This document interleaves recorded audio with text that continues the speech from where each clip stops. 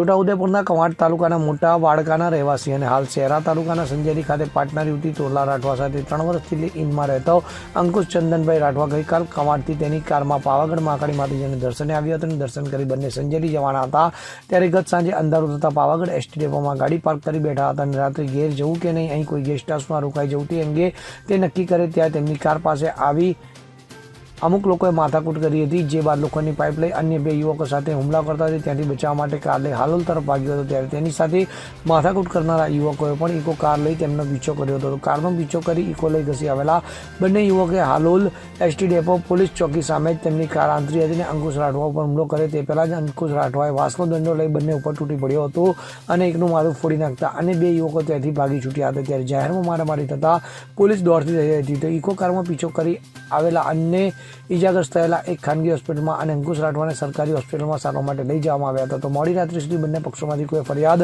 નોંધાવી ન હતી, પરંતુ અંકુશ રાઠવાના તોરલ રાઠવા સાથેના સંબંધોને કારણે બંને ઉપર હુમલો કરવામાં આવ્યો હોવાનું અનુમાન લગાવવામાં આવી રહ્યું છે. ત્યારે હાલમાં ગત રાત્રે હિંચકારી હુમલામાં રાત્રિ સુધી કોઈ ફરિયાદ નોંધાઈ નહોતી, પરંતુ સવારે તપાસ કરતા પોલીસે બંને પક્ષે ફરિયાદ નોંધી તપાસ શરૂ કરી છે.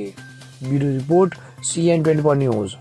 હવે જુઓ દેશ દુનિયાની તમામ ખબરો તમારી આંગળીના ટેરવે. ઉઠાવો મોબાઈલ અને ગૂગલ પ્લે સ્ટોર પરથી ડાઉનલોડ કરો અમારી CN24 ન્યૂઝ મોબાઈલ એપ.